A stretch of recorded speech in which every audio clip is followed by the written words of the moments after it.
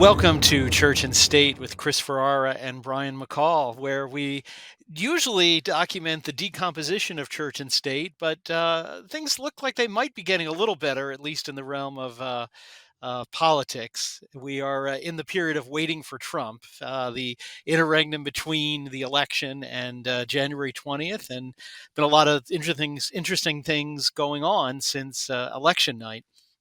Let me just start by asking you first, Chris, has your sort of relief or happiness at the result of the election diminished, or you still feel more positive about things in our country than you were before November 5th? Wow, that question answers itself, as we lawyers like to say. That's a When leading you, question. when you think of the cataclysm that we avoided, can you imagine America being under the thumb of that cackling buffoon for 4 years Hmm. and that lunatic dingbat of a vice president? So we've been spared a chastisement that would be beyond calculation, basically because Trump turned his head to the right. Hmm. No coincidence there, by the way. Turned to the right, saved his life. And he was going like this the whole time, turning left, right, left, Right. right. And just at the moment of the Yeah. rightward turn, his life was spared. And now we have a President Trump with a bunch of Right. cabinet picks, all of whom are outsiders. Yeah. And so the corrupt, evil establishment is now writhing in agony over the prospect that Trump will undo everything they've established. So let's maybe see if there's a couple you have some thoughts on. But before that, I've just been laughing at the total and utter hypocrisy of the people who are still with the left. For everybody he announces, they basically their refrain is completely and utterly unqualified to do anything. Two of whom they said that about, I found hilarious. Robert F. Kennedy Jr., they said is completely unqualified to be in any cabinet. He apparently was President Obama's number 2 pick for EPA. So I guess he was qualified then. And then Tulsi Gabbard, they said, is not qualified to be the head of anything, even though they had actually put her at the head of the Democratic caucus back when she was a Democrat. They're shameless. Yeah, it All really is. they'll just tell any lie that serves the rhetorical needs of the Yeah. moment. Yeah. Just lies, lies, lies, 24/7. I have a friend that I play tennis with. He moved away from Richmond, and I make bets with him based on my news sources because I know what's really going on in the world. He doesn't know what's going on in the world because he watches MSNBC and CNN. So I bet him, for example, that Biden would never be the candidate. Never. It's not going to happen, I told him 6 months before they cooed him out. He didn't believe me because his news sources were hiding Biden's senility and utter incompetence. Well, I won $100 on that one. Wow. And then I said a few weeks before the election, Trump will sweep the Electoral College and the popular vote will be neck and neck. Well, he won the popular vote. That's another $100. Cha-ching. So I made another bet to him. And I said, I bet you that Zelensky retires in luxury, leaves behind his devastated nation, and Ukraine has to make the same territorial concessions it could have made 2 years ago under the peace agreement that was about to be entered into that the United States scuttled. And he said in reply, you've already taken enough money from me. Wow. These people live in a bubble. They live in a bubble. Yeah. A bubble of lies, a virtual reality in which they just say whatever they think they have to say to deceive people. But the American public isn't buying it anymore. Legacy media is finished. Absolutely finished. So you mentioned a lot of these people are outsiders. Are there any of them that you have some thoughts on what they might be able to chip away at or accomplish? Well, or I have a few misgivings about Rubio. Yeah. I have who did he put in charge of the national security apparatus? I forget the name of the guy. Well, the National Intelligence Director Yeah. is or Ratcliffe. Are you talking about Ratcliffe? Ratcliffe's fine. He's head of the CIA, but National Intelligence. Ratcliffe's fine. I trust Ratcliffe. There's the other guy. His name escapes me. I don't have the list in front of me. Yeah. He's a bit of a war hawk. So is Rubio. He's a bit of a Yeah. war hawk. But I'm hopeful that the two of them will be foot soldiers and they will follow what Trump wants done to end these ridiculous, endless wars in Ukraine and the Middle East and anywhere else that the warmongers would have had us involved if that moron had gotten elected. So I'm particularly thrilled with the Gates nomination. Now, am I saying that Gates does not have a checkered past in terms of his dalliances with women? Well, that's true of half of Congress, which has set up a trust fund of hush money and has NDAs being signed all the time by the victims of congressional dalliances. So we're faced with a situation where we have nothing but maybe recourse to the modern equivalent in secular terms of a King David to get us out of this mess. So we have a King David with Trump. King David was an adulterer and a murderer, but look what he did in terms of salvation history. Well, in terms of secular political history, maybe that's Trump's role. Same thing can be said of Gates. We know that Gates has a fire in his belly. If he is made head of the Department of Justice, he will level that place to the ground and get rid of all the corrupt actors. And they know that. Yeah, they know that. They will stop spying. They will stop spying on traditional Catholic parishes under Gates. Yeah, it'll be over. He actually gave a speech in Congress and questioned the FBI over that, and mentioned the Fatima Center and Catholic Family News when he said, how are these people you're saying you're watching? So definitely, and I agree with you. Look, I don't know. Maybe he's got a checkered past, maybe not. I do find it odd that they hate this guy.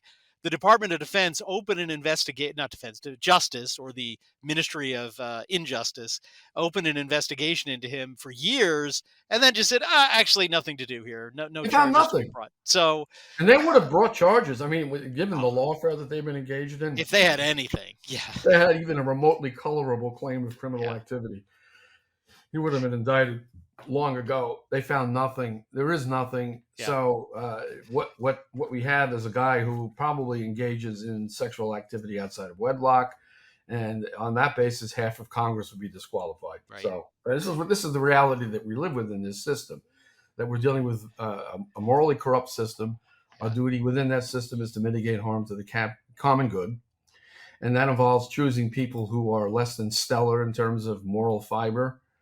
I mean, after all, we're all sinners, so I'm not judging his subjective disposition, but that's the choice we have. Yeah. And in terms of activism and policy, Gates is incredible. If you've ever watched him cross-examine witnesses during congressional hearings, they are terrified of him because he's like a laser beam. Yes. Very effective. Yes. Well, it's funny. I actually have a friend who came up with a good idea. He said if he's worried about getting Gates approved by the Senate, he just needs to get Governor DeSantis's cooperation to announce that if they don't confirm Gates as Attorney General, he'll appoint him to fill Marco Rubio's seat, and he'll be in the Senate with them for the next 4 years. I've heard that suggestion. That's brilliant. Yeah, I think it's brilliant. But on that note, what about RFK Jr.? Because this is somebody he's announced he's going to be the head of Health and Human Services. And again, this is another one that they've gone into apoplexy over. My own opinion, if they send another bioweapon from the CDC's branch office in Wuhan, he's kind of the guy I'd want to dealing with it, because we're not going to have another, Dr. Fauci, doing that. But, there's some traditional Catholics who have been upset about it because RFK Jr. has, been pretty libertarian on the abortion issue. And there's some traditional Catholics who are sort of saying, well, he shouldn't be in charge of anything if he's got that position. Well, that's the common error of letting the perfect be enemy of the good. This is a plug-in. What Trump is doing is he's plugging people into the slots where they can do the most damage to the status quo. Right. And we have to accept that the people he's plugging in for those limited tasks, those focused areas of demolition, might not be our cup of tea on other issues. But for this issue, head of the HHS, RFK is absolutely inspired. Based on one thing that he said already, I stopped eating Cheerios.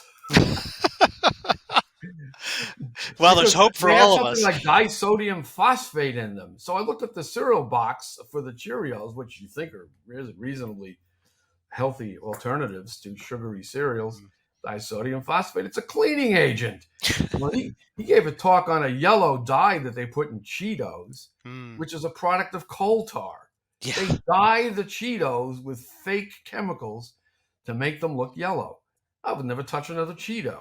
And the media is just outraged. You see the Times story? Oh yeah. Oh, RFK says the ingredients of Fruit Loops are so much different from Canadian Fruit Loops, which use natural colorings.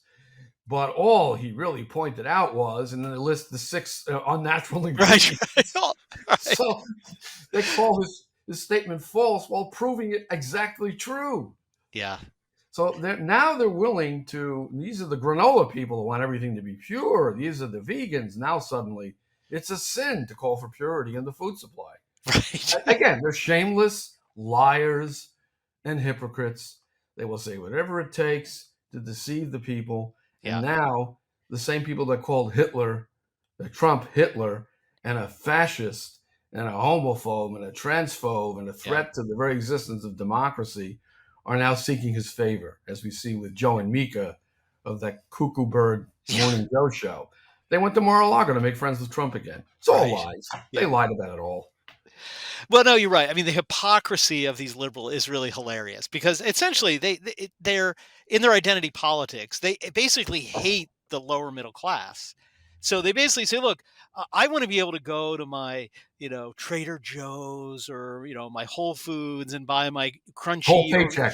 organic, expensive food. But you poor people, you should be eating, dyed tar because that's all you deserve, and phosphates, and that's good enough for you, not for me, of course. Funny you should mention that. I saw a movie the other day where the villainous character condemns a couple of people for their no-gas Tesla and their line-caught fish. Well, actually, I have a Tesla and I do use the line-caught fish. It just shows that there's a coalition going on now. Yeah. The granola types have gravitated to Trump and his party, thanks to the inspired choice of RFK. And what's wrong with preferring line-caught fish? And as Trump says, if you want to drive an electric car, great, there's a lot of fun, he says. Yeah, just go don't ahead. mandate them. Exactly. I was at a traditionalist conference where he gave a talk that I rented one of those things and said, why would I want to go to a gas station? I'll just drive this thing around, plug it in at night. Yeah. But of course, it harms the environment because the batteries can. But in any event, what we're seeing here is a total realignment of American politics along the lines of populism and environmentalism, even included now within the Republican tent. I think Trump has pulled off a political miracle once again. In fact, this comeback, 4 indictments, 2 impeachments, a fraud trial designed to bankrupt him, a ridiculous $83 million defamation judgment in favor of a woman, can't even remember the year that Trump supposedly assaulted her. He overcame all of that. All of it made him more popular than ever. And now he's won the popular vote by 3 or 4 million votes. There's nothing like it in the history of Western politics. There has to be a reason for this in providence, because God never allows anything to happen in terms of evil unless a greater good can come from it. So whatever evils we see in the positions taken by even the Republican Party and our relativistic system, a greater good's going to come from it. No, it's interesting because there's another kind of crazy story. I don't know if you've seen. There's a bunch of these women that are saying, in protest to Trump being elected, so long as he's in office, we're going to shave our heads, refuse to date men, refuse to engage in intercourse with men or have children. So I had a friend who texted to me and said, Trump is already making America holier. He's getting people to pledge not to fornicate. These are the temper tantrums of reckless children who were given the levers of power for 4 years. America saw what happens when the lunatics are allowed to run the asylum. So now the physicians will run the asylum. It's still an asylum, but at least it will be in control of adults at this point. Yes. And that includes even people like RFK. And did you see the crowd at one of Trump's rallies shouting, Bobby, Bobby, Bobby? Yeah, how many times is a guy who's been a lifelong Democrat cheered almost or more loudly than the Republican candidate? You know what he said, which is very interesting. And this shows how God writes straight with crooked lines. He said, I always had a prayer in the morning that God would put me in a position where I could actually do something about my concern for the way the American people are being poisoned by pharmaceuticals and food products. And God sent me that something in the form of Donald J. Trump. Wow. Wow. I'll So, just add one last thing on pharmaceuticals, which if he could do would be huge. He's talked about rolling back the permission for major pharmaceutical companies to advertise on television. right. Now, again, if you think about it logically, it's the most insane form of advertising. We're advertising you to a product that you can't buy without your doctor's prescription, but that's solely because they're actually not trying to sell any products. The pharmaceutical companies are advertising. I mean, almost every other ad is some pharmaceutical product. They're doing it to pay money to the networks. They're their largest source of advertising income. So, and is it any surprise that whenever there's some story about the questions surrounding the safety of a drug, or you don't hear it on the news media, why? Why would you report on the corruption of your biggest source of income? So again, eliminating that more than anything would at least free up, some incentives in the media. I think that's a move that has to be taken. Yeah. I'm reminded of a parody by Dave Barry, a great parodist. I think he's recently passed away, on disclaimers of products. Yes. And they go on with these commercials to list all of the horrible things that can happen to you if you use this product. So Dave Barry adds another disclaimer: do not use this product. Right. It's true. I mean, it's absolutely insane. You look at these drugs, anything that ends with IMB or IB rather, or NIB, Right. is an immunosuppressant. Yes. And it causes all kinds of horrible problems. And here they are advertising these drugs. Go to your doctor, get on these drugs, and ruin yourself. Right. Exactly. And that's all you see on TV. Drug ad after drug ad. So that's another thing that is causing the political establishment and the capitalist enterprise establishment, big pharma included, to go into fits of apoplexy. We really have a bunch of outsiders here. He's deliberately picking people who are total outsiders, except for Rubio. Yeah. And the other guy, I can't remember his name. I think you're thinking of Waltz. Yeah, Waltz. It's Waltz. Yeah. He's a bit of an insider. Yeah. So there's a bit of internal dissonance in terms of policy directions in his national security apparatus. We're going to see how that plays out. But even when he had the enemy within, he was still preventing wars. Yes. So I think we're going to get a pretty good outcome. Unless, by the way, we have World War III, because Biden, as his housewarming gift at the White House, has allowed the Ukrainians to launch long-range missiles with U.S.-supplied coordinates deep into Russia. Yeah. So we've entered the war effectively, directly. I mean, yeah. Well, meanwhile, aside from World War III, things are looking up. Meanwhile, back at the Vatican, they still seem to be stuck in the old ways of wokeism. The Pope appointed a new preacher of the papal household, which is a pretty big event. The last appointment was in 1980. I was 10 years. Yeah, when I was 10 years old. So this is the first. Catalan Mesa has been there since then. So tell us a little bit about this new preacher. I mean, he's very orthodox, I guess, right?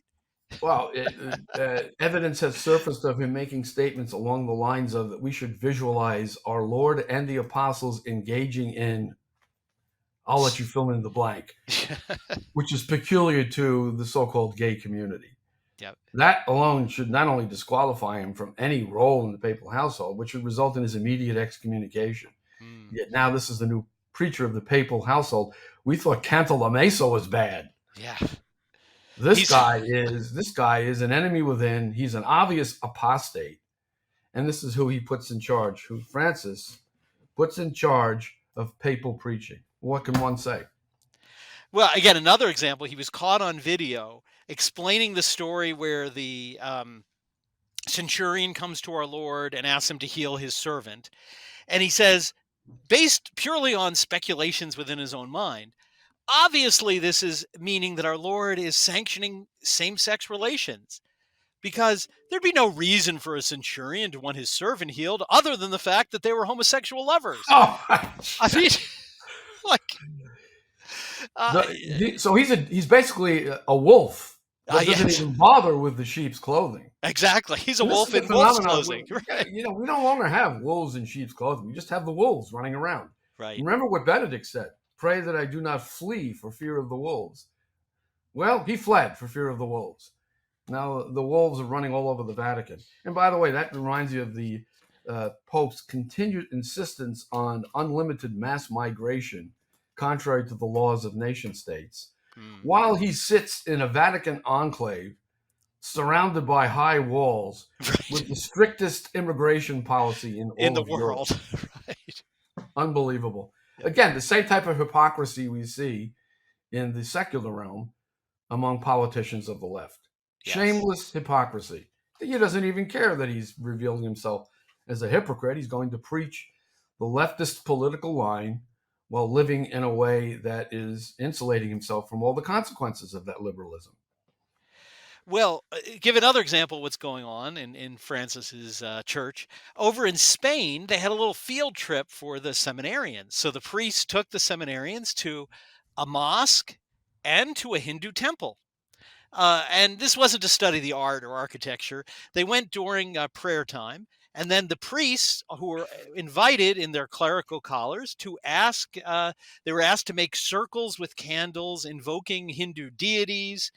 They were supposed to go in front of Ganesha, who is the head honcho Zeus of the Hindu gods, and offer incense, which was done by the rector of one of the seminaries in Cadiz to this Hindu god, while the seminarians looked on and watched at their exciting future once they become Catholic priests. Again, absolutely nothing from the Vatican, no outrage, no sanctions, no removals of this rector who's just violated the first commandment in front of seminarians. You can't even parody this stuff anymore. But Babylon Bee wants to give it a go. Yeah. So here's one of the headlines from Babylon Bee. Pope challenges Jesus to debate on whether all religions lead to God. Oh. I gave a talk on the philosophy of laughter at the last Lake Garda seminar this past July. And I said, laughter always reveals the truth. And now, in our age of absurdities, laughter is the most potent way of exposing the truth. It's much more devastating than a learned polemic. That one headline reveals a whole bunch of truth, and the exposition of that truth forces us to laugh. Jordan Peterson has made that point, by the way, that laughter is an involuntary reaction to a truth that has been presented to us. We can't help but laugh. And so this is a laughable situation, but the truth it reveals is horrifying. So it leaves me asking the question, you can say that that Christ and his apostles engaged in sins against nature. You can offer incense to pagan gods. I mean, is there anything that you can't do in the new synodal church? Well, there is. And we're getting an emerging trend of this issue. In July, a former Apostolic Nuncio of the United States, Cardinal Maria Vigano, was excommunicated for questioning Pope Francis's orthodoxy and his election to the papacy. And just this past week, Father Faré, who is a Discalced Carmelite, was excommunicated by the Vatican for questioning the legitimate election of Cardinal Bergoglio as Pope. Now, I don't hold to the fact that Bergoglio is not Pope or that he wasn't elected or he wasn't removed.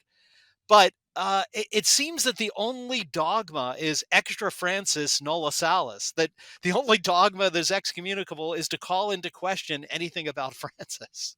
He has converted the papacy into exactly what he says it's not, which is typical of liberals. They're always doing what they deny they're doing. He's converted it into a totalizing autocracy. Everything is about him. And this is the capstone of this whole process by which orthodoxy is on the run, forced into the underground, while heterodoxy reigns everywhere. I'm always reminded of the great statement by St. Basil the Great during the Arian heresy. Only one offense is now vigorously punished, an accurate observance of our fathers' traditions. The people are in lamentation and continual tears at home and abroad. There is a cry in the city, a cry in the country, in the roads, in the deserts. Our houses of prayer are shut up, our altars deprived of the spiritual worship. Sacred things are profaned. Those of the laity who are sound in faith avoid the official places of worship as schools of impiety and raise their hands in solitudes with groans and tears to the Lord in heaven, end quote. You can buy a mug with that on it, by the way. I have to get one. But Yeah. but no, it's really insane. And again, I don't necessarily agree with Father Ferre, but all he's doing, he's not questioning a dogma of the faith. He's literally just saying, I don't know if the emperor has any clothes. Like I think there's a factual problem here. Now he may be wrong. He may be completely wrong, but he's not denying the existence of the papacy, the papal supremacy, dogmas about the papacy. He's just saying, I have factual questions about the occupant of it. And again, right or wrong, I have to admit, he's not denying a dogma of the faith as an excommunicable offense. And he's not denying, in principle, his subjection to the Holy See. He's just saying, like saints did during the Great Western Schism when there was doubt about who was the Pope, I'm not sure this guy's the Pope. Again, right or wrong, this seems to be just completely against justice to say, well, you're out of here. You're excommunicated. But if you want to come back and preach sermons about sodomy, you'll be welcome back.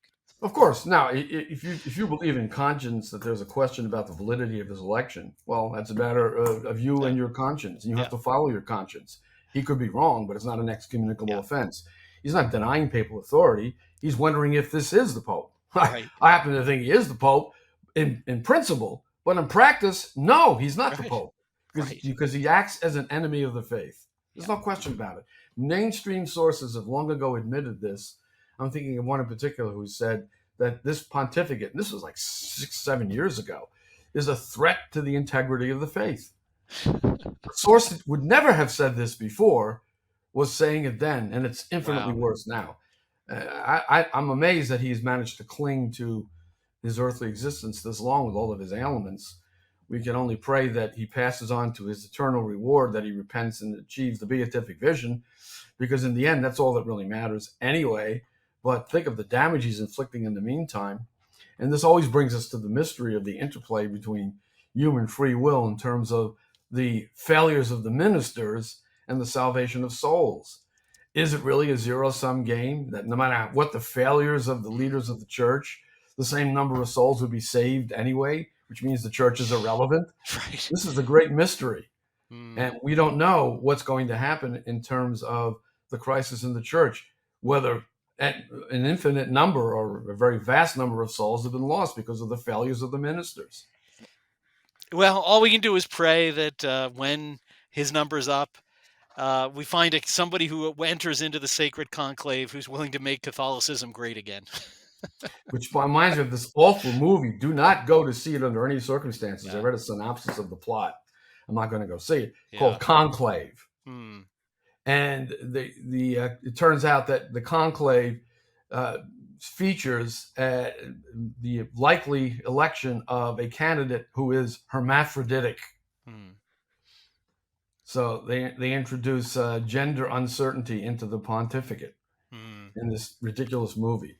Avoid it like the plague. But that's typical. This is just like the eerily prophetic movie, The Shoes of the Fisherman, in the 1960s, where a Pope Paul-like figure takes off the papal tiara and gives it to the poor, which will provide meals for like 6.5 people for a week. Right. Which basically happened, right? And that was before the Second Vatican Council. This is Hollywood was directing the conciliar opening to the world before it even happened.